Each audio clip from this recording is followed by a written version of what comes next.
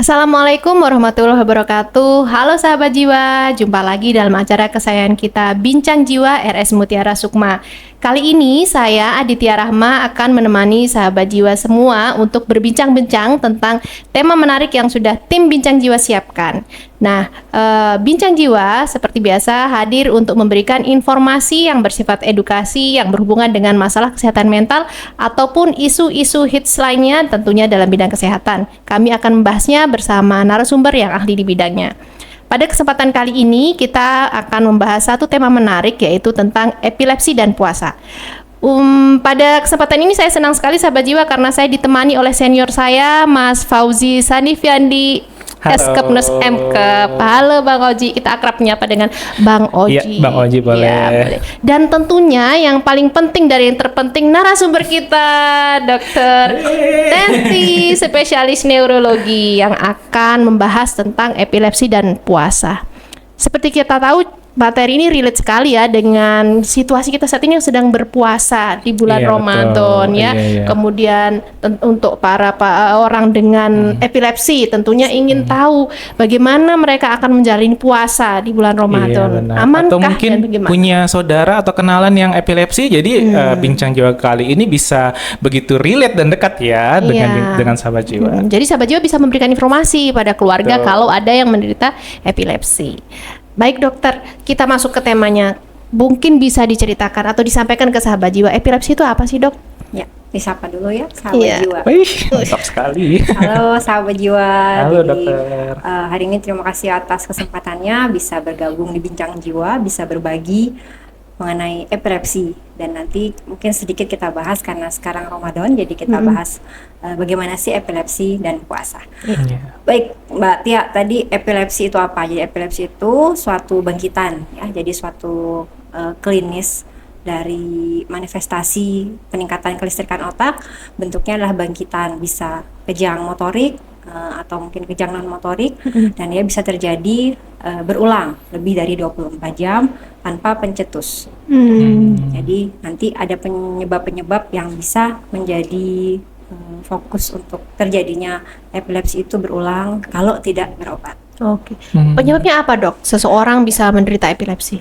Untuk epilepsi sendiri penyebabnya bisa jadi dari infeksi otak, kemudian ada riwayat serangan stroke, ada trauma kepala, kemudian bisa jadi waktu kecil ada gangguan tumbuh kembang, gangguan pada saat kelahiran, seperti itu. Kalau untuk yang dewasa bisa jadi juga karena itu tadi ada trauma otak, ada trauma kepala, pernah kecelakaan, kemudian ada infeksi meningitis atau ensefalitis. Jadi ada gejala sisa yang menyebabkan fungsional ya. Mungkin secara struktural tidak selalu dia ada gangguan struktural, tapi secara fungsional listrik otaknya terganggu sehingga jadi fokus untuk epilepsi. Oke.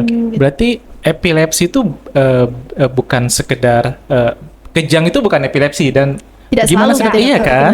Iya, jadi karena banyak juga sih mungkin sahabat jiwa kalau misalnya baru tahu sebenarnya kejang itu belum tentu epilepsi ya dok ya. Betul, Oke. Jadi kejang itu tidak selalu kita bilang oh ini epilepsi, belum tentu. Oke. Karena bentuk kejang dan kejang itu sendiri penyebabnya banyak. Jadi ada yang namanya akut symptomatic seizure atau kejang yang terjadi karena provokasi tertentu, misalnya kondisi lapar ya, hipoglikemi berat, itu juga bisa bikin kejang. Bahkan mungkin sebaliknya, hiperglikemi pada pasien-pasien kencing manis juga bisa terjadi kejang. Atau ada gangguan metabolik. Intinya ada kondisi-kondisi medis tertentu yang menyebabkan kejang itu terjadi tapi tidak diriwayat kejang sebelumnya. Itu bukan epilepsi. Tapi yang epilepsi itu jadi intinya tadi saya sebut di awal, memang dia berulang lebih dari 24 jam jedanya dan memang tidak ada provokasi. Oke. Setelah nanti kalau kita tanya-tanya, jadi kita butuh tanya-tanya ya, anamnesa bahasa medisnya atau wawancara pada keluarga, apakah kejang ini berulang, kemudian bentuknya seperti apa. Nah itu baru kita bisa memutuskan bahwa oh ini epilepsi. Kan. Kemudian tanya juga mungkin riwayat-riwayat yang pernah dia alami, apa ya kecelakaan, infeksi mungkin, atau ternyata oh dia dulu persalinannya ternyata berat lahir rendah, atau pada saat lahiran lama di jalan lahir, lama prosesnya gitu ya. Jadi seperti itu yang mungkin jadi faktor pendukung kita bisa menentukan itu epilepsi atau bukan. Oke. Saya pernah ketemu nih dok dengan orang yang sedang berobat epilepsi. Ternyata dia pernah cerita nih, awalnya dulu bahkan dia jenisnya tidak kejang. Itu kan mungkin kalau orang awam mikirnya yang kaku begini ya dok ya. Apakah kejangnya harus seperti itu atau ada misalnya waktu itu kebetulan yang saya temui itu dia hanya seperti matanya berkedip-kedip, kemudian dia cuma bengong, habis itu dia tiba-tiba muntah. Dan itu berkali-kali. Nah ternyata kemudian setelah diperiksakan dia mengalami epilepsi. Terus keluarganya kaget. Padahal nggak pernah kejang begini. Itu kayak gimana dok? Ya, jadi Tanda-tandanya kalau itu epilepsi. kalau untuk epilepsi memang bentuknya itu namanya epilepsi itu bangkitan ya. Jadi bentuk bangkitan itu banyak. Jadi bentuk kejangnya atau bangkitan itu bisa yang motorik. Jadi yang seperti kita sering lihat ya, kaku tangan kaki, bisa nekuk, yang nyata bisa sekali ya lurus dok ya. ke bawah, kemudian kaku, matanya melotot, kemudian ada liur busa yang keluar. Lidah tergigit seperti itu yang paling sering yang kita lihat.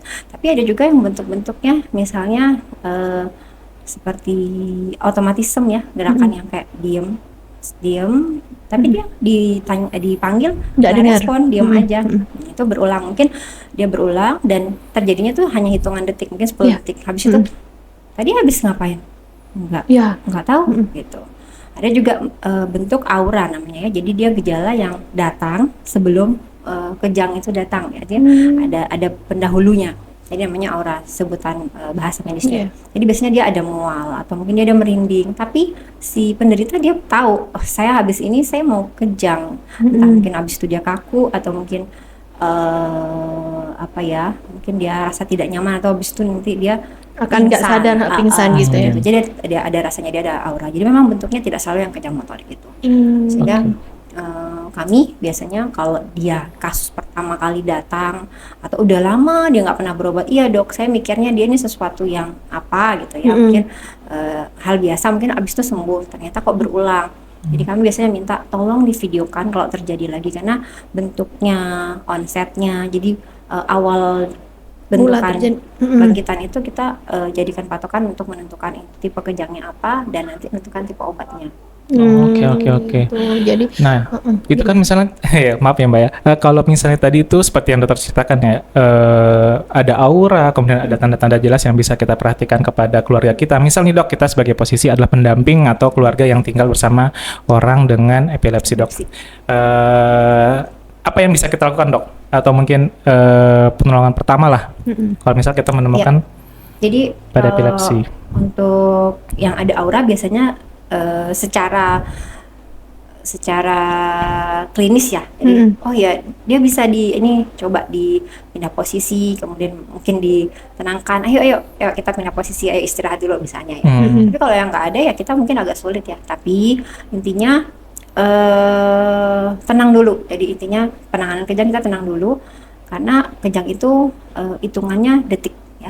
Tapi kalau sudah menit itu udah masuk status epileptikus, kita harus segera lari ke rumah sakit Vaskes, IGD ya, karena dia harus dihentikan kejangnya, harus dicari tahu penyebabnya itu apa, jadi segera dihentikan, karena dengan kejang ada beberapa sel saraf neuron yang rusak.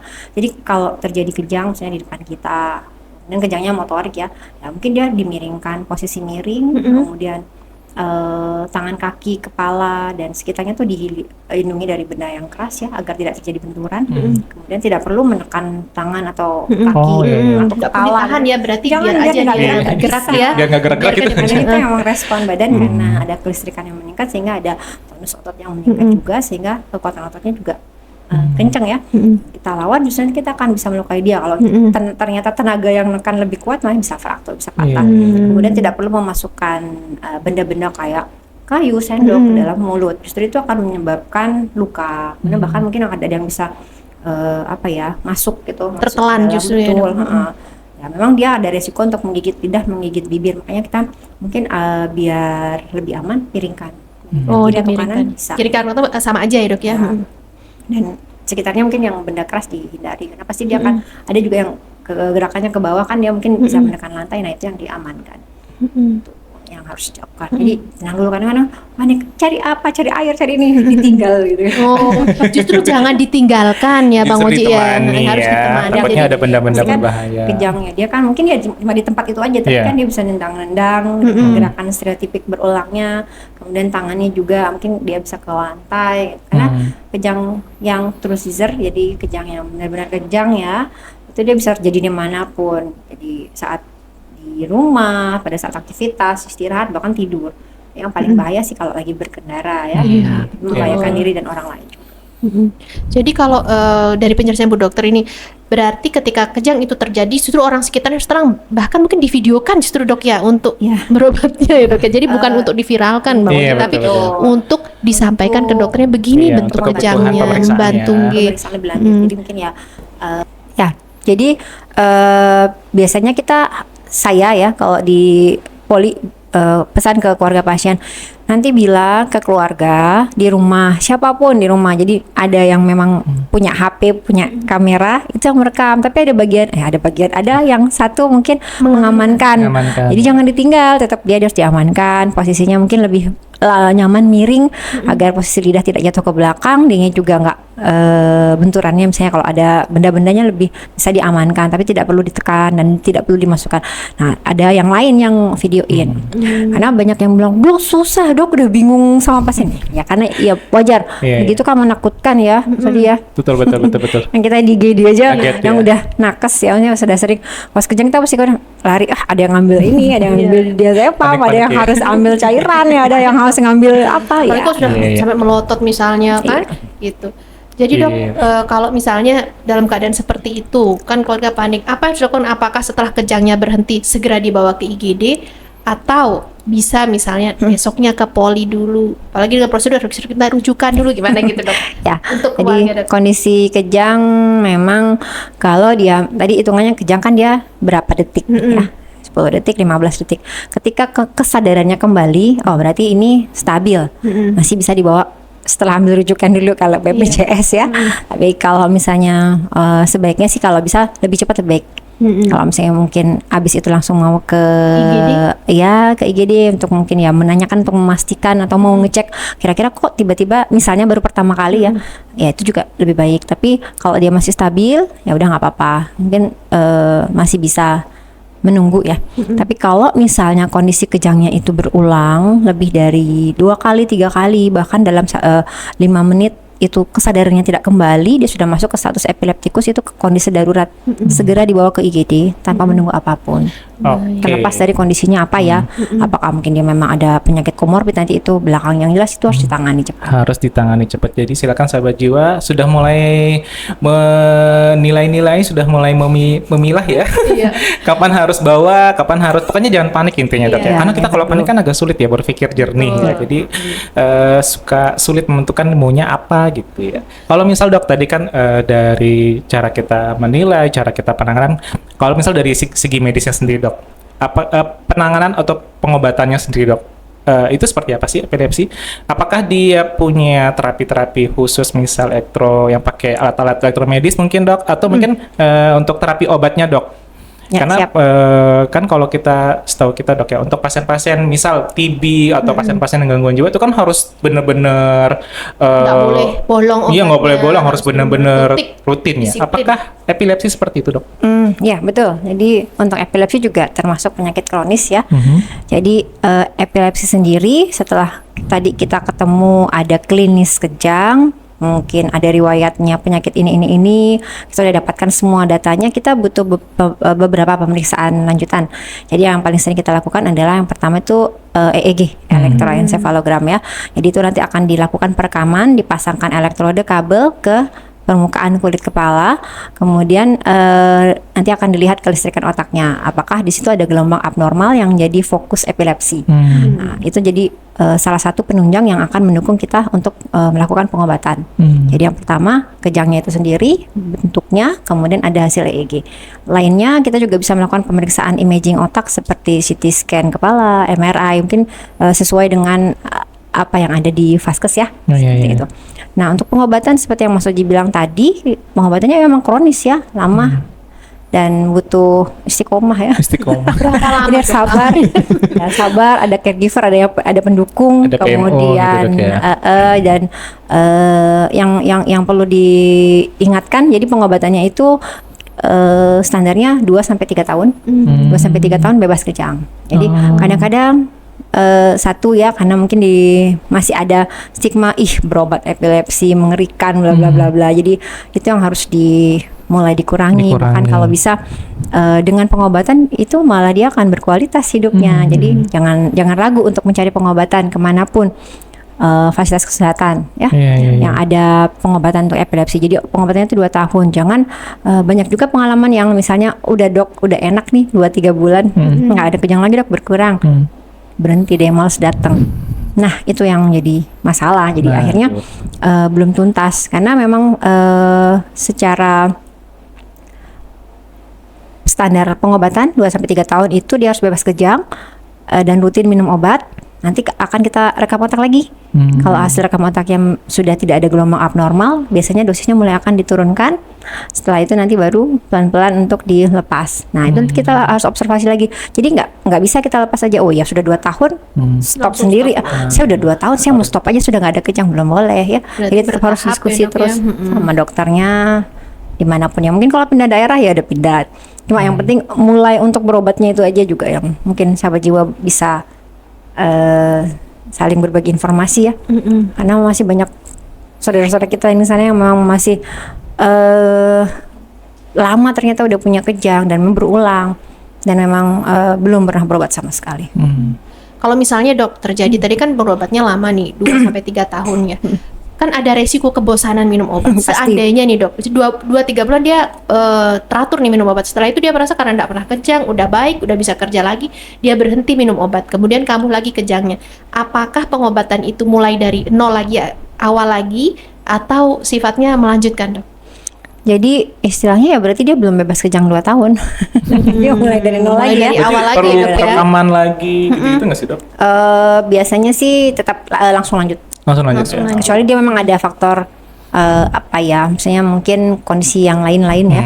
Bisa ada perburukan gitu mungkin dok ya. Iya. Oke. Nah ini kebetulan nyambung dok. Kan kita lagi bulan puasa nih ya. Iya. Ya. Mbak Tia puasa, dokter Yanti, Oji juga Insya Allah. puasa, insya Allah. Nah itu dok, tadi kan sudah sempat dibahas dok, kalau misalnya pengobatan itu harus rutin, harus istiqomah, kata dokter Tidak boleh Sandy. putus. Tidak boleh putus, benar. Nah kalau misalnya dok, pada kondisi pasien orang dengan epilepsi, tapi pengen berpuasa dok.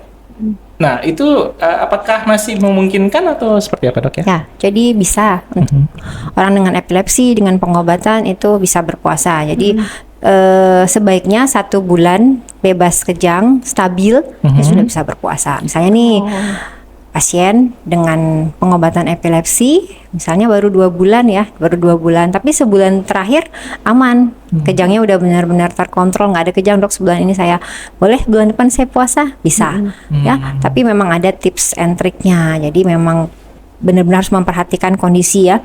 Karena dalam puasa pasti tidurnya agak kurang Iya, ya, betul. makan juga kurang pasti, kemudian pasti ada kelelahan. Jadi sedikit kita balik ke pencetus epilepsi, sebenarnya sih bukan kondisi-kondisi yang berat ya, saya kayak dia ada DM apa itu beda ya, kalau itu bukan untuk yang epilepsi. Tapi memang pasien dengan epilepsi itu harus memperhatikan kondisinya, jadi dia tidak boleh terlalu capek sampai telat makan, emosi ya, Emosi juga nggak boleh, Dok. emosi, Harus- stres ya, jadi di eman-eman. Kalau dia belum stabil memang dia harus Maju-maju. menjaga. Ya jadi kondisi-kondisi itu kalau di puasa pasti kita akan mengalaminya. Jadi Iya, itu betul. harus diketahui oleh orang dengan epilepsi. Kemudian nanti obatnya mungkin bisa dimodifikasi. Jadi diskusi dulu sama dokter. Misalnya ada yang 3 kali kan nggak mungkin per Iya. 8 jam karena Iya, kita iya. puasa rata-rata 13-14 jam, 14 jam. Jadi mungkin jadi 12 jam, tapi mungkin nanti jumlah obatnya ada yang lebih banyak di pas sahur, dan mungkin pada saat sahur menjelang imsak jangan diminum dari jam 3 atau setengah 4 Iya. terlalu panjang, Terlalu akhirnya panjang. nanti di masa kerja obatnya juga turun, resiko untuk kekambuhan besar. Jadi intinya kalau orang dengan epilepsi sebaiknya konsul dulu ya kayaknya ya Bu Dokter. Jadi supaya nanti dibantu untuk waktu minum obatnya Untuk sebaiknya mengaturnya, kapan, minum obatnya. pengaturannya. Jadi biar tetap Yang- stabil gitu betul. ya, tidak ada kejang. Iya. Terus Dok, saya menarik lagi nih berhubungan Ramadan. Nanti kan mau Lebaran nih, momennya orang mudik kan, Bang Oji, betul. perjalanan. Kadang saking euforianya mau Lebaran, orang dengan epilepsi mungkin lupa bawa obatnya mau mudik. Kalau seperti itu terjadi nanti bagaimana Bu Dokter? Lupa. Solusinya apakah bisa ke puskesmas untuk dapat obat? Kalau misalnya dia jauh nih, kalau misalnya dekat-dekat kan gampang. Kalau misalnya dia keluar daerah kayak gitu, gimana Bu Dokter? Agak susah ya. Harusnya memang ada yang mengingatkan. Berarti Iya. tidak boleh lupa. Tidak boleh lupa. Karena kronis ya, harus jadi emang dibawa harus tetap betul konsisten. di setiap rumah sakit saja sampai diatur, dipikirkan besok. Kemudian kita sampai ada ITER ya, pengulangan pemberian obat itu karena menghindari apalagi pasien-pasien kronis seperti ini yang mungkin tidak boleh lupa. Mungkin kalau satu kali lupa ya nggak apa-apa ya, masih ada kandungan obat kan masa Iya. paruhnya, waktu paruh obat, kemudian istilahnya dosisnya masih ada. Tapi sehari 2 hari nggak minum ya repot juga ya, pasti akan turun kadar obatnya, pencetus kejangnya masih bisa akan terjadi lagi. Jadi sebaiknya memang jangan lupa. Kalau lupa lebih baik mungkin ke IGD rumah sakit ya. Kalau di puskesmas tidak semua puskesmas ada tersedia obat-obat kejang yang lengkap, obat epilepsi yang lengkap. Berarti emang nggak boleh putus. Iya, berarti memang orang dengan epilepsi harus ada pengawas minum obatnya tadi ya. Benar. Jadi kalau dia memang mau bepergian Ada support dari harus orang ada terdekat. yang mengecek Betul. barang-barangnya supaya dia tidak menghambat pengobatannya, bisa tetap bekerja, bisa tetap menikmati waktu dengan Beraktivitas. keluarga ya. Iya. Karena ternyata sebegitu berbahayanya ya Dok efek dari putus obat yang membahayakan dirinya Iya. sendiri. Iya. Jadi nggak boleh rahasia-rahasiaan ya Dok ya, kalau ada epilepsi itu harus terbuka. Karena kadang ada orang yang nggak mau ditahu sama anggota keluarganya, udah biar Iya. saya sendiri yang mengundang ini. Ngobrol kayak gitu saya jadi ingat. Jadi yang kayak gitu sebenarnya ada pencetusnya ya. Kenapa orang tuh jadi merahasiakan? Saya nggak mau orang lain tahu saya Iya. berobat epilepsi. Nah, jadi sampai dunia juga dunia itu care. Jadi ada harinya. Mbak Tia, Mas Oji, dia tanggal 9 Februari sama tanggal 26 Februari itu ada awareness buat epilepsi. Tanggal 9-nya itu International Epilepsy Day, yang tanggal 26 Maret itu ada Purple Day. Jadi memang untuk orang dengan epilepsi. Jadi dulu pencetusnya itu ada Casey Megan ya, yang untuk Purple Day itu dia mencetuskan memang tidak ada stigma untuk pasien-pasien epilepsi karena mereka punya potensi, Iya. bisa hidup normal, bisa menikah, bisa hamil, bisa punya anak dengan catatan obatnya selalu dikonsultasikan. Jadi dan mungkin bagi yang ada di sekitar orang dengan epilepsi juga harus memberi semangat, bukannya malah menakutin, malah Iya. menjatuhkan. Nah itu yang menghindari. Jadi stigma kan seperti itu ya, Iya, Mas Oji ya, betul. Mbak Tia ya. Iya betul. Jadi dengan semangat seperti itu ya jadinya mereka tidak akan Menyembunyikan. sedih dengan Iya. kondisinya, tapi mereka ya udah ini diterima, dijalanin dengan tetap semangat. Jadi tidak ada stigma lagi. Betul sekali. Jadi sahabat jiwa tidak usah takut lagi. Kalaupun ternyata sahabat jiwa atau ada anggota keluarga sahabat jiwa yang ternyata terdiagnosis epilepsi, tidak usah takut bahwa kita bisa berobat ya Dok ya, dan bisa sembuh. Betul. Dan bisa produktif, bisa hidup normal seperti orang-orang lainnya. Yang penting keluarga tetap mendukung dan yang bersangkutan atau pasien juga percaya diri bahwa saya bisa gitu ya Dok ya. Gitu kayaknya Bang Oji ya. Mungkin ada lagi yang Saya kayaknya mau minta closing statement nih sekalian sama Dr. Tentia. Kira-kira Dok, karena kan lagi puasa, tadi sudah dijawab, kita harus apa.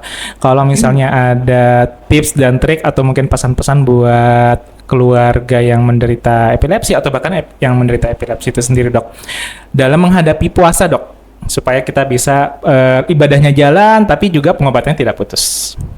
Ya, jadi intinya istiqomah dan berdoa ya. berdoa, ya. Jadi istiqomahnya satu, tetap minum obat. Jadi ibadah itu berobat itu ibadah, puasa juga ibadah. Jadi dengan Ramadan ini kita sama-sama ibadah walaupun mungkin bentuknya dengan rutin berobat itu juga ibadah, dan berniat puasa, menjalani puasa dengan epilepsi juga ibadah. Jadi sama-sama ibadah dengan berobat teratur dan berpuasa. Oke, terima kasih Dokter Tenti. Closing seremoninya Sama-sama. sangat bermanfaat ya untuk sahabat jiwa. Iya, jadi Iya. banyak yang bisa kita ambil dari podcast kali ini. Kayak tadi ya, sebenarnya puasa itu bisa, cuman harus 1 bulan tanpa Ya, kejang. stabil, Kemudian bebas kejang. juga obatnya tidak boleh putus, harus konsultasi dulu. Yang terakhir dijaga emosinya, dijaga makannya juga harus tertib saat buka dan sahur. Kurang lebih Dan seperti itu. berdoa. Aduh iya betul. Semoga dimudahkan. betul. Tadarus, ya mengaji itu jangan lupa sih dok ya. Iya, semoga dimudahkan dikasih kekuatan jadi bisa puasa walaupun dia OD Oh, iya ya. betul. Iya. Ode. Orang dengan epilepsi. Epilepsi. Oke. Baik. Mungkin sahabat jiwa tidak terasa ya sudah 30 menit kita berbincang-bincang dengan tema yang sangat menarik. Kami dari tim Bincang Jiwa ingin mengucapkan selamat menunaikan ibadah puasa untuk Selamat sahabat berpuasa. jiwa yang melaksanakan. Semoga ibadahnya lancar, Amin. tetap sehat, badannya juga Amin, tetap amin, sehat. Dan amin. jika ada masalah kesehatan jangan ragu untuk datang ke Rumah Sakit Mutiara Sukma untuk berkonsultasi dengan dokter-dokter kami yang ahli di bidangnya ya Bang Oji. Baik. Mantap, Saya ya. ucapkan terima Siap. kasih untuk senior saya Bang Oji yang sudah terima menemani kasih Bincang kepada Jiwa kali Nadia. ini dan Makasih, Mbak Tia. terima kasih banyak atas informasinya. Kami dari tim Bincang Jiwa yang bertugas mengucapkan mohon maaf jika ada kekurangan dan terima kasih atas perhatiannya. Sampai jumpa di Bincang Jiwa berikutnya. Assalamualaikum Bye-bye. warahmatullahi wabarakatuh.